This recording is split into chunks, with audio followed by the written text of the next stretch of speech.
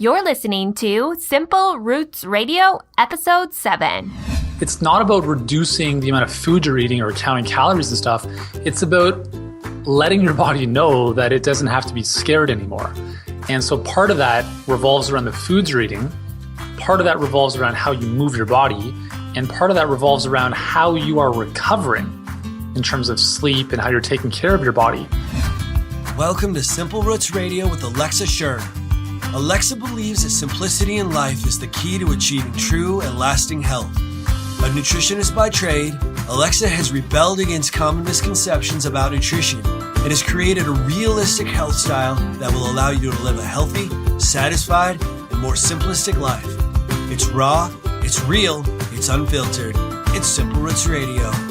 And now your host, Alexa Shern. Hello and welcome. Thank you so much for joining me again. I'm so excited for today's show. I have one of my mentors on the show, someone I really look up to, and I'm excited to talk more with and spread the love of his knowledge to all of you. Before we get there, I wanted to remind you that this podcast is really dedicated to simplifying your health journey. While the topic of nutrition is always going to be central to our discussion, we're also going to dig into other issues like personal development, living a purpose-driven life, simplification, and making real and honest changes that can be sustained for life. This is all about what we can do for the rest of our life and finding a rhythm and a lifestyle that works for you. So like I mentioned, today we're going to be chatting with Yuri Elkaim. Yuri is a registered holistic nutritionist, fitness expert, and highly sought after high-performance health coach, and author of his newest book, The All-Day Energy Diet. He is most famously known as an energy nutritionist, on a mission to transform the lives of millions of people. Today, I'll be asking Yuri about his aha moment in turning his life from a very traditional American diet to the lifestyle he lives and teaches today. We'll also talk about what he believes actually works when it comes to fat loss, the secrets of sleep and how much you actually need, and what the one most essential thing you should be doing for your health is. And there's so much more. So here we go. Let's get started. Well, Yuri, thank you so much for coming on the show. I'm so excited to have you here. You have honestly been a huge inspiration to me through the last few years. And so I hope to bring that to the listeners. And I know that you have a lot of great information to share. So welcome to the show. Thanks for having me here, Alexa. I'm happy to share my wisdom and knowledge and whatever else comes out of my mouth. Yeah. So we're going to start, and I like to say that we're kind of kindred spirits. We have a lot of the same beliefs and ideas. So I just want to start by asking you, where did your foundation for your health beliefs come from? It certainly didn't come from a young age because I grew up eating for about 20 years of my life in a way that was just horrific. And unfortunately, most people actually eat this way, which is lots of breads, pastas, cereals, lots of cheese, very few fruits and vegetables, fast food, junk food, takeout food, all that good stuff. And I basically succumbed to a lot of health issues when I was growing up, digestive issues, really bad eczema, asthma, really low energy. I lost all my hair when I was 17 to an autoimmune condition, which was kind of the culmination of my body saying, hey, listen, dude, you got to figure this stuff out because we're going crazy in here. So 8 years later, after not really finding any answers in the medical community, I decided to go back to school after I graduated from one of the top universities in the world with a degree in kinesiology and health sciences and still being clueless about nutrition. And I went back to school to study holistic nutrition at a specialized holistic nutrition school. And that was like the turning point in my life because that's really where I started. Like even on the first day, I was blown away by stuff I was learning. And it was so interesting because going through university, I was 1 credit shy of a minor in nutrition. And I just couldn't do it because the stuff I was learning was just so, I just wanted to like poke my eyes out with my pencil because it was stuff like, here's the RDA for vitamin C and here, like all the dietetic stuff, right? And I'm like, this doesn't interest me. Right. The holistic side was incredible because, we started learning about how food is a little bit more than just, the macronutrients or the micronutrients. It's really the whole food and what that does in your body. And so that's really where the foundation started. Yeah, that's awesome. I mean, I went to school for dietetics as well, so I know exactly what you're talking about. To me, it didn't all make sense either. It wasn't all adding up, and it's kind of like they miss putting this whole picture together. Like that, It never came full circle. It was just very individualized. So that's interesting that you say that. So when you started losing your hair, it was eye-opening, but did it make you create change, or you just didn't know how to create a change? At first, I didn't really know what to do because I was 17. I was in my last year of high school. And at the time, I was very active. So I was active, but that masked the health issues going on underneath. So I didn't really know what to do. And it took me about, I went to a lot of different doctors. They just wanted to inject my head with cortisone, and went to Chinese medicine doctors, and they gave me some like weird bark-like concoctions to make soup or tea out of. I don't even remember. I did all sorts of stuff. Homeopathics, nothing really worked. And it's funny because I actually saw my girlfriend at the time was looking for, she just came across an ad in a nutrition magazine for this school. And I was like, yeah, because at the time I was a personal trainer, and I was like, yeah, this would be great for my clients. And then, little did I know that, this would be for me the biggest kind of transformation for me personally. So, so that's kind of where I started to learn that, my body was so like just darn polluted and toxic from years of eating inflammatory foods, of just, buildup of, for instance, like mercury. Like I used to eat a can of tuna every single day. And based on the EPA guidelines for my body weight, my maximum tolerance for mercury is 1.5 cans per week. So like, when I think about it, wow, I was doing this for almost a decade. It's no wonder that my body was kind of messed up. Right. So I started to realize that, whole foods, really cleaning things up, getting more alkalinity into my body, getting more anti-inflammatory foods in, removing the gluten, removing the dairy were big catalysts for me really changing things. Right. And you were an athlete through college as well. Am I correct on that? Yeah. Yeah, I played professional soccer for a number of years. But again, I was really athletic, but it was a mask for the stuff going on underneath. And yeah. Would you say though that when you were playing soccer, you were eating traditionally what was classified as a healthy diet for an athlete?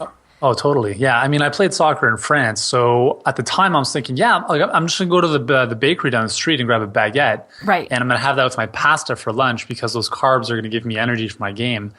And then I'm like falling asleep afterwards. So, right. So at the time I had no clue. And, thinking like back to that time, had I known what I know now, I think things would have been quite a bit different in terms of my performance and how I felt. Right.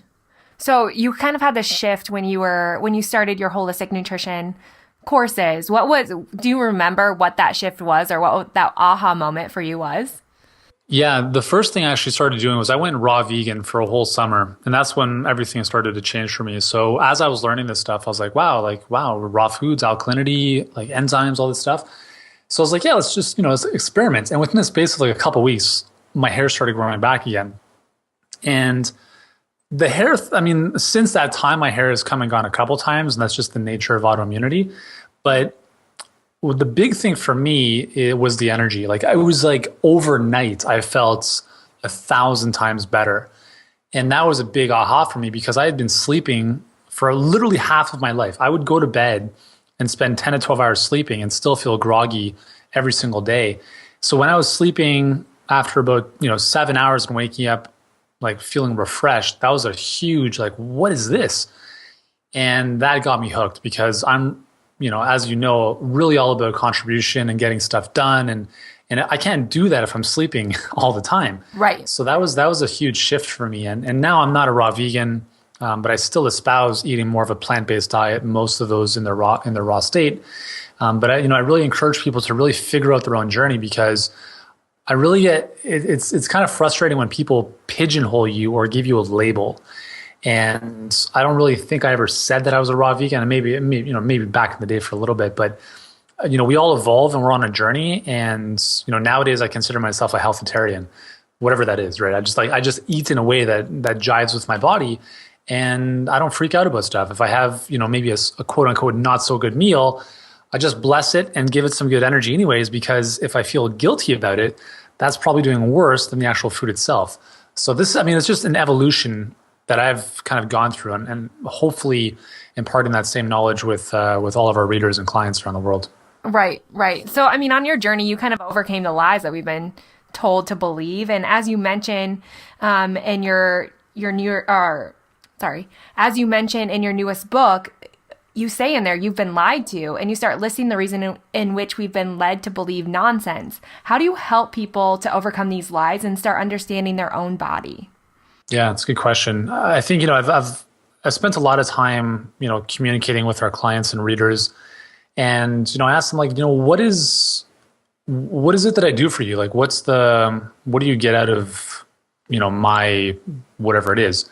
And most people say that I simplify health.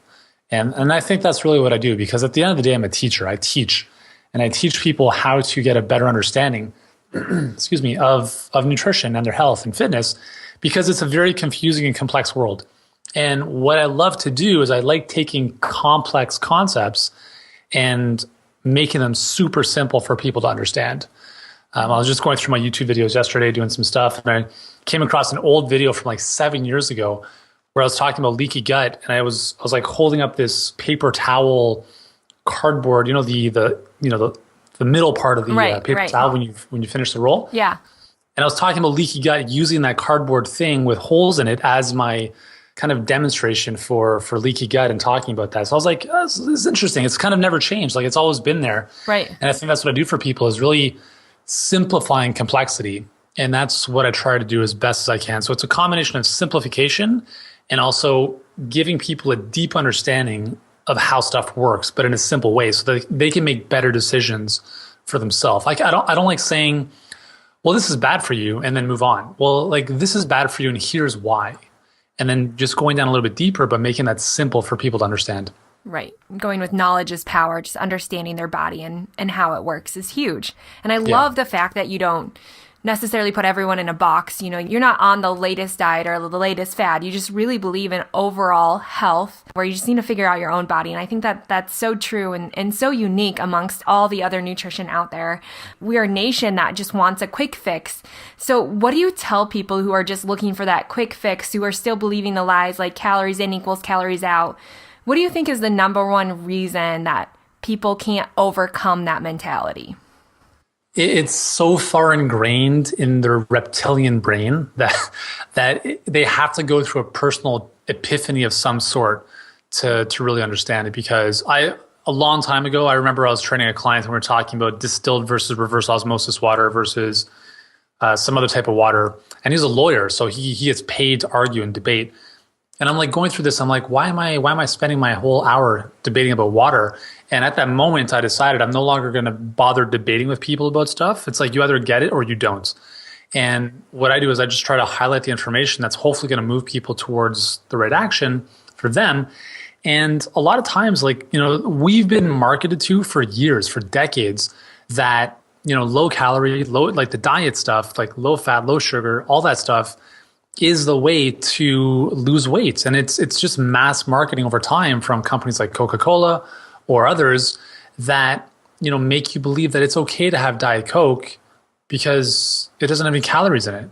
Well, unfortunately, most people don't understand that it's not just the calories. Well, what about the aspartame and the acesulfame potassium in there that's like neurotoxic to your body? Most people don't look at the quality of foods. They focus on the quantity. And I think there's a shift that's happening now, thankfully, especially over the last decade, where people are becoming a lot more aware that it's not so much about how much you eat, it's about what you eat. And I've been telling people for years, I don't care what the nutrition facts on a label say. Look at the ingredient list. Start there. Because if it has 100 calories and it says organic and all that stuff, it doesn't matter. Look at what's in the actual package and the food. There is like really the secret to what's in this food. So I think it's a shift that people really need to go through. And unfortunately, it's going to get to the point where it's like, listen, my kids have autism or ADHD, and I need to figure out what's going on. And, they go through this journey of like realizing, wow, when I started to remove those chemically induced man-made foods, my kids started improving. And so this, I remember having, when I was going through school, I had one of our classmates was 45, and that was exactly her situation. She had 2 kids, both of them going through those very issues, and she wanted to go through nutrition to figure it out for them. And I think that's what people need to go through. Mm-hmm. Yeah, just that shift. And like you said, unfortunately, sometimes it comes down to they have to do it. They have to figure out that change. Yeah. So obviously, health has a basis on nutrition, and we could talk all day about what to eat, but for most of us, eating healthy is common sense. I mean, most of us know that broccoli is healthier than a cookie.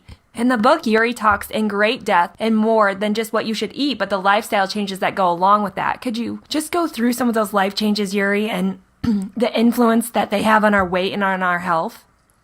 Yeah, I mean, I think the foundation in the all-day fat-burning diet is really about reducing inflammation. And so what I try to do is, I look at, okay, well, why are we overweight, right? Like, why are we having such a tough time losing weight? And there's a lot of different factors. But at the base of it all, what's happening is your body is feeling stressed out. It's scared.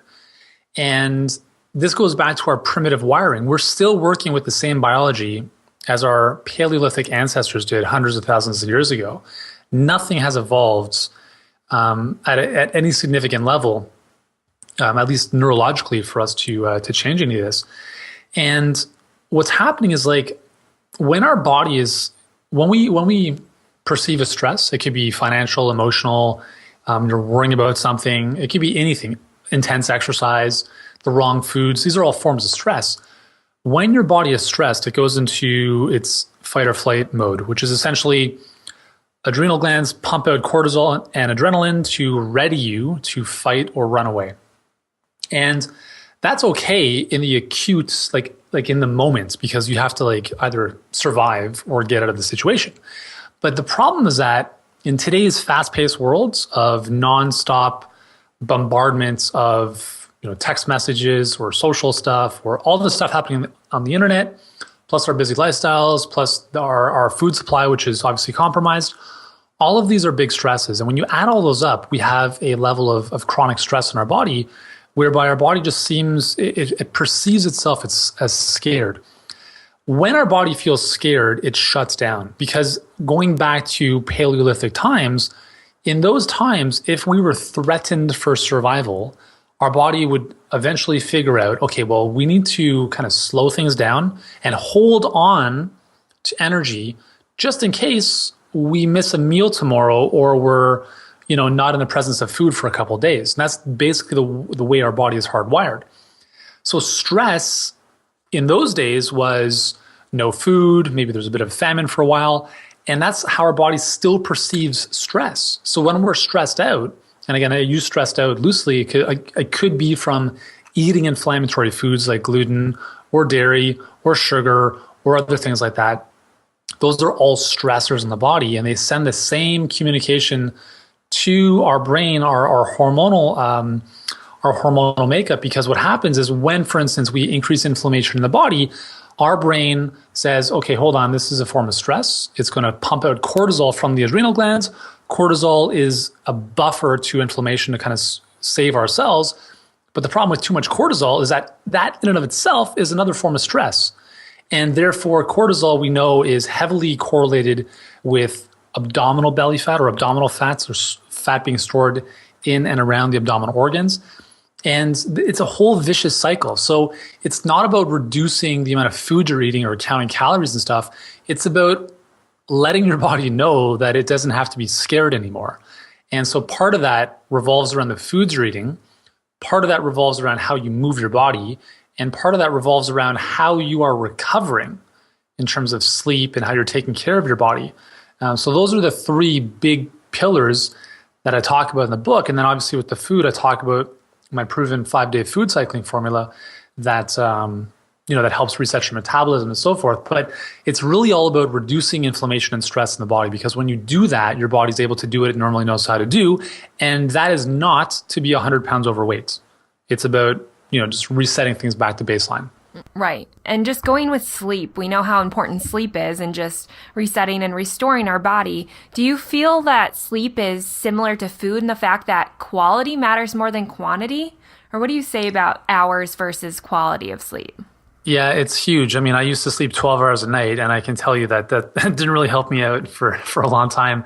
And it's funny because my kids, I've got 3 boys under 5. My 2 oldest ones last night, for whatever reason, decided they didn't want to go to bed until 10 o'clock. We normally put them to bed at 7:30, and they're upstairs playing till 10 o'clock. Like, I went to bed before they were asleep pretty much. And then middle of the night, my wife gets out of bed and she's like, "What are you guys doing?" Like they had gone downstairs, turned on all the lights, and started watching TV at 2 a.m. I'm like, "What is going on here?" So our one son sleeps amazing. Our middle son, not so much. And, sleep is really important. So the research shows that if you can get between 7 to 9 hours of sleep, that's the sweet spot. Everyone's individual. So it's not saying that you have to get 7, like not everyone needs 7.5. Some people might need 8 hours and 20 minutes, whatever it is. But you have to just kind of figure that out for yourself. But the key is going to be quality, because if you're waking up consistently in the night, especially at the onset of sleep, where deep sleep really is the pervasive sleep mode, that becomes a huge, huge problem, because when you're in deep sleep, that's when your body regenerates. That's when it kind of consolidates all of your learning. That's when it repairs itself. That's when growth hormone is released in its highest amounts. And that doesn't happen if you're constantly being woken up. So if you're in REM sleep, which happens more towards the latter stages of sleep, towards when you're getting up, that's a little bit more of a lighter sleep, but there's really not as much rejuvenation in that sleep. So if you're spending most of your time there over time, and we know there's a lot of research that shows this. There was a big study that I talked about in the book called the Quebec Family Study. There was a 6-year study that showed a big correlation between the number of hours slept and your risk of becoming overweight or obese. I think it was less than 6 hours of sleep. You had a significant increase in your risk of not only being overweight, but being obese. And it's really interesting, because sleep has so many far-fetched or far-reaching effects on our hormones, from like our hunger hormones, for instance, our thyroid hormone. So it really, really is really important. We spend a third of our life sleeping, so we should take it seriously. Right. It's kind of like that trigger too. When you don't get enough sleep, it just seems like you're more stressed throughout the day, and it is a trigger for overeating. So can you talk more about the hormones that it affects, and how getting the right amount of sleep and the quality sleep can actually help you to keep your hunger in control? Yeah, I'll talk about two of them, ghrelin and leptin. So they're kind of opposing hormones. Ghrelin lets your brain know I'm hungry, and leptin says to your brain, I'm full. So when you get adequate amount of sleep, they function as they should. So leptin is a little bit higher, ghrelin is a little bit lower as you sleep properly. What sleep deprivation studies have shown, or even studies where people have been sleeping 3 or 4 hours instead of a total night lost of sleep, is that the opposite happens. So in a sleep-deprived state, you actually have increased amount of ghrelin and less leptin. So the signal now is saying, I'm awake, therefore I'm hungry, as opposed to I'm sleeping and I'm full. And I think this is intuitive. If you think about it, the longer you stay up, the more energy you need.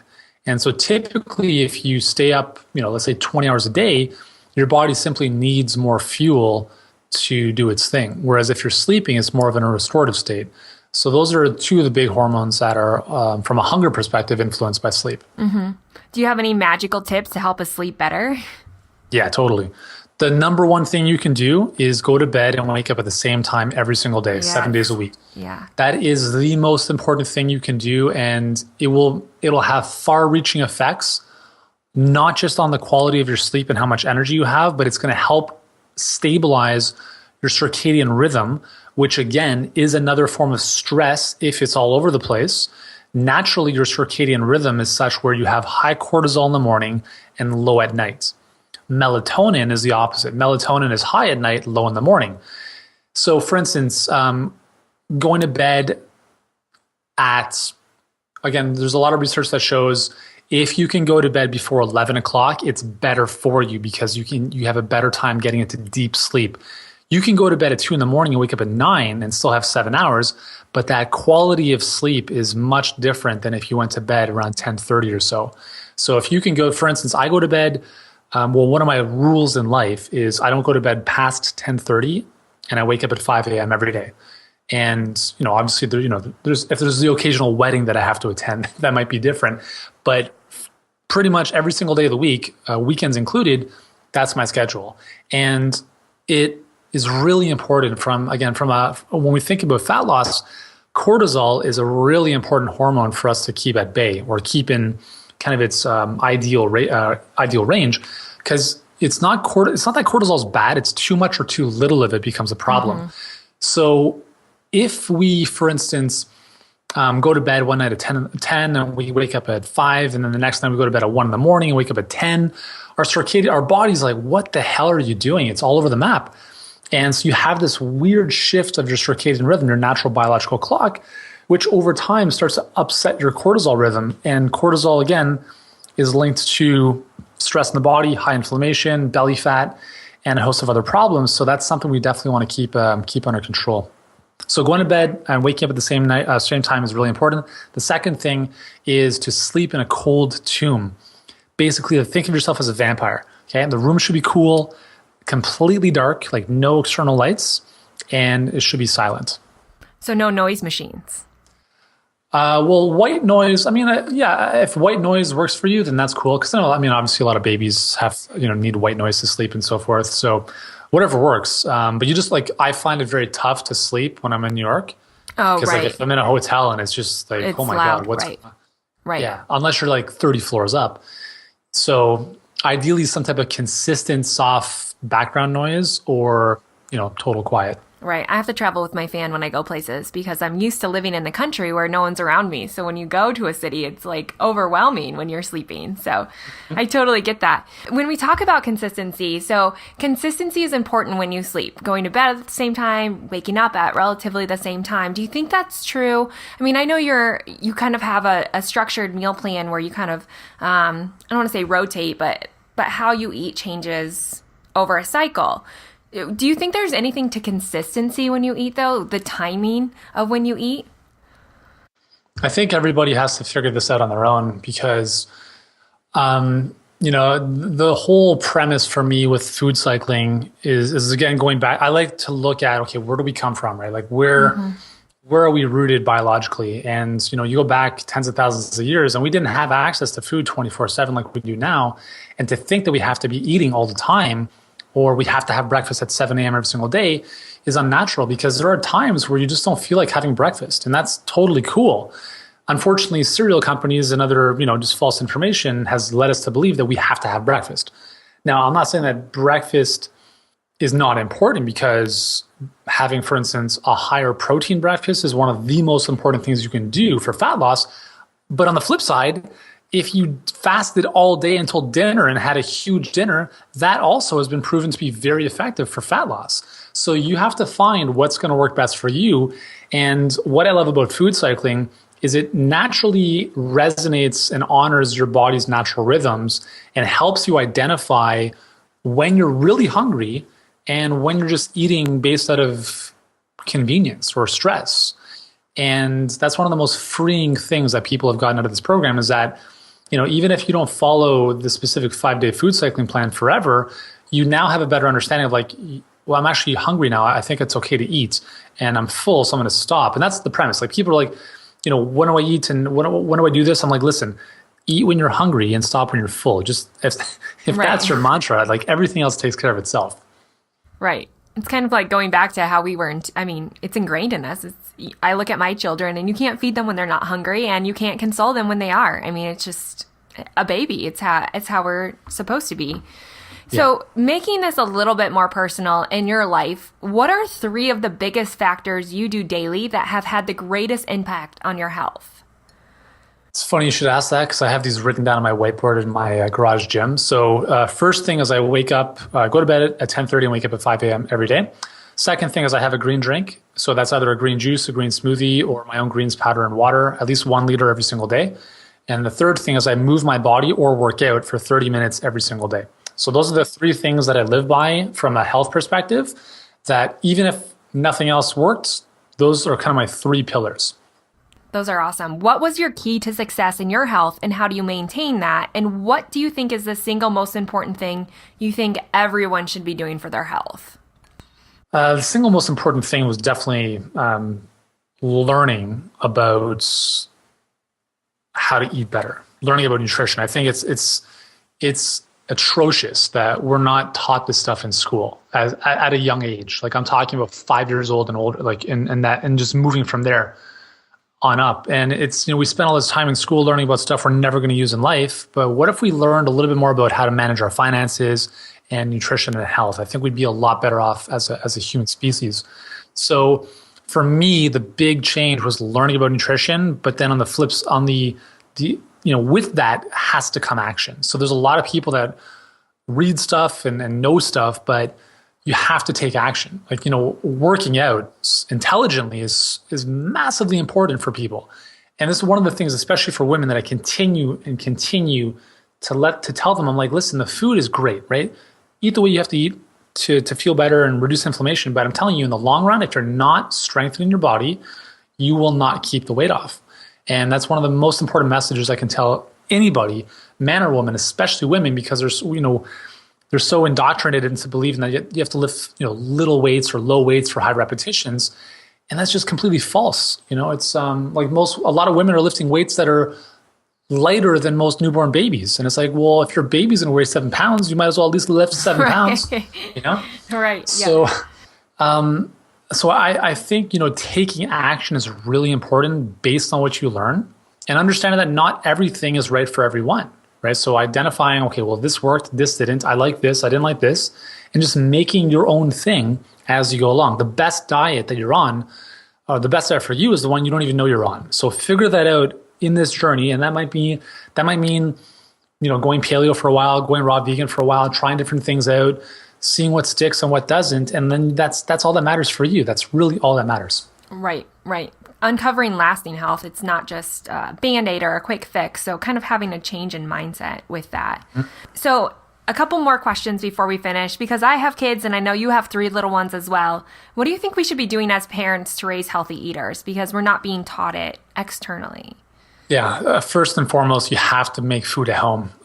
You have to get them involved in the process so they understand, well, this is fun. Like they associate pleasure with preparing meals. And they just have to get used to not eating crap out of a box. It's really easy to just, set a bunch of ready-made snacks for them when they get home from school, just so that, they're out of your hair. But, consider the long-term consequences of that, and I've seen it firsthand in our house, because sometimes, we get into that. And it's terrible because, let's say they had like gluten-free crackers that are, quote unquote, supposedly healthy. But these crackers are loaded with all sorts of like weird flavors, and they have this like explosion of flavors in their mouth from these crackers. The next time you give them some type of, bland tasting real food, which is actually really good for them, they're gonna be like, I never even want to touch that. So you have to really adjust their palate properly. And it's not to say that all healthy food is not good tasting, because it can be. You just have to know how to make it. So I think getting your kids involved in the process is really important. Removing the junk out of the house, because that's what they're going to gravitate towards, and not being a Nazi about stuff. Like again, this is a personal philosophy of mine, is, every now and then, if you go out or if you're at a birthday party, let them enjoy stuff, right? If you're always harping them to be like, this is a bad food, it's going to make you feel bad, they're going to internalize that, and they're going to have a really negative association with certain foods as they grow up. And even if it's a bad food like Coca-Cola, and you say you can never have Coke and this is terrible for you. I remember dating a girl who grew up like that, and she rebelled big time in her teens. So you have to empower people with knowledge and let them make their own decisions as they go forth. And then try to make the cooking experience, the family meal experience, pleasurable, so that they associate good feelings later in life back to the good old days where they were making dinner with mom and dad, and that's what they want to gravitate towards, as opposed to going to a fast food restaurant.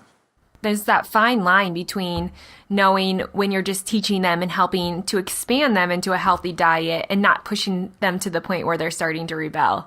I can totally see that now, as my daughter's in school for the first time, and her eyes have been open to all these other foods that she didn't even knew exist.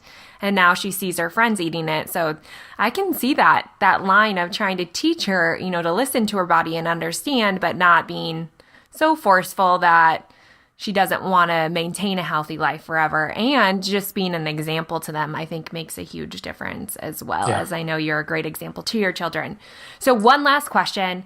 Lastly, you talk about simplicity. And as we all know, I love making things simple.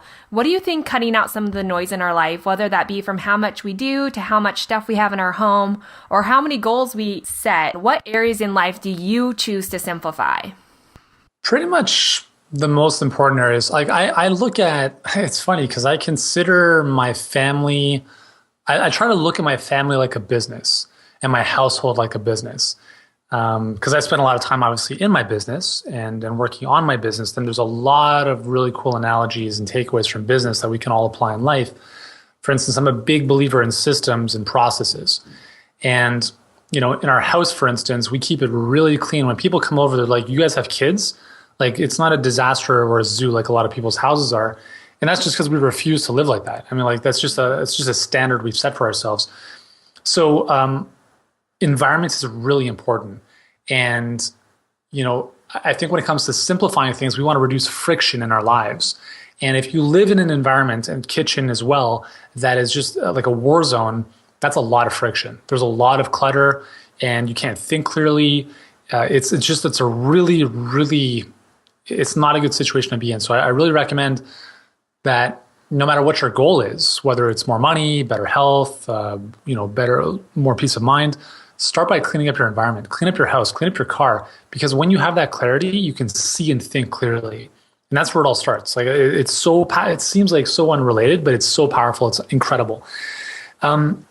Going back to systems and processes, with kids, it's really important to get them into, again, for the sanity of your own house as well as yourself, as well as, to give them a little bit of structure, is when they come in the door, for instance, instead of having them throw their jackets on the floor and walk away, getting them into some kind of system where they know when they come in, they know where their jacket goes. They know where their bag goes. They know what to do with the stuff in their bag. It's the same thing if you get mail, right? Like when you take mail out of the mailbox, where does it go? Like, does it sit in a pile? And if it does, well, what do you do with that pile? And I think a really good book that started my thinking on this from a couple of years ago was Getting Things Done by David Allen, which is, when anything comes across you, whether it's an email or a stack of mail or groceries, you have a couple options, right? You can file it, you can delete it, or you can delegate it. And, let's say we're looking at our mail, for instance, go through the mail, or at least kind of, you have a designated drawer or a designated basket for your mail. And then when you go through your mail, you go through your mail. So it's like you open the envelope up. Okay, is this garbage? Garbage. This one, I'm going to take action. Does it take me less than 2 minutes to take action on? If it does, get it done. If it takes a little bit longer, maybe file it away for a later time and put a specific, deadline on that. But I think doing things like that can really bring a lot of flow and reducing friction into your life. And so that's something I'm constantly thinking about in my life and how do I simplify things, both in business as well as my personal life. So those are a couple ideas. Yeah, I like that. Systems, creating systems. I mean, we do it, like you said, all the time in business. So why wouldn't you try to implement that in your home? And also taking that a step further, creating systems for your own health in your own body. I mean, maybe that could make a world of change in yourself. So that's interesting to think about. So any words of advice or a call to action that we can take and do this week to become better, better individuals, better wives, spouses, parents, whatever it is, something that we can take and just live a healthier life? Yeah, I would say just start small. Whatever it is that you want to do, just take a micro step. So if it's working out, just commit to working out for 1 minute. Like do one push-up. Don't worry about doing the 50 push-ups. Just get your stuff on and do one push-up. Because when you do that, you'll be like, I think I'll stay around for a little bit and do a few more. You really have to chunk things down because I think a big problem that holds people back is procrastination. And procrastination is nothing more than overwhelm in your head. I actually almost failed graduating university because I procrastinated by missing all of my swimming classes. So I had to make up 20 hours of swimming in one week. I also had to write a 20-page paper on procrastination. So this is near and dear to my heart. And so, you look at, well, why do we delay things? It's because it's too big in our head. There's too much stuff and we don't know what the next immediate action to take is. So break things down into their smallest chunks so that you have a very, very specific action that you can take and check off as complete. So whether that's, eating healthier or working out or anything else, just try to break things down to the smallest next actionable item. Well, thank you so much for that advice, and thank you for being on the show. I know you've taught me a lot, and you always have something unique and interesting and something that we can take and do in our lives. So I so appreciate you being here. Can you tell us where we can find you and where we can learn more about you? Yeah, totally. I guess the best place to just come by the blog, which is yurielkaim.com. That's YURIELKAIM.com. And from there, you can see all the awesomeness that we're up to. And yeah, I'm also on Facebook if you're there. So yeah. Yeah, and don't forget to pick up his newest book, The All-Day Energy Diet. It is awesome and fantastic, and it goes into the food cycling, exercise, and all the other lifestyle components that we've talked about here today. So thank you again, Yuri. I very much appreciate this. You're welcome. Thanks for having me, Alexa. As Yuri mentioned, if you'd like to learn more about his beliefs, you can find him at yurielkaim.com. That's YURIELKAIM.com. And everything you'd like to know about Yuri and his latest book, The All-Day Energy Diet, plus the resources and links we talked about can be found at the page created especially for this episode. You'll find it at simplerootsradio.com/007. And don't forget, you can find a ton of healthy recipes and nutrition knowledge on my site, www.simplerootswellness.com, home to simplification, realistic change, and really good food. I'd love to have you follow me on Instagram, Facebook, and Twitter as well, keeping this conversation going and holding each other accountable to change that works. And finally, one more thing, as always, I would greatly appreciate it if you would take a minute out of your day to rate and review the show. This will make the podcast visible and findable by new people sharing in the knowledge, helping them to cut out the noise, finding simplicity in their own life. Remember, if you give it a 5-star rating and leave a review, I'll be sure to mention you by name in an upcoming episode as a small way to say thanks. To rate and review the podcast, just visit simplerootswellness.com/iTunes or simplerootswellness.com/Stitcher. And before we go, I just want to let you know that I would love to answer your deepest, darkest questions about nutrition, health, or creating a mind change. If you have a question you'd like answered on the show, send me a message on Facebook or via Twitter, or leave a comment on the show notes page, and I'll be sure to answer it in an upcoming show. So it's just you, me, and one small change every day, aiming for a lifetime of success. Here's to crushing today.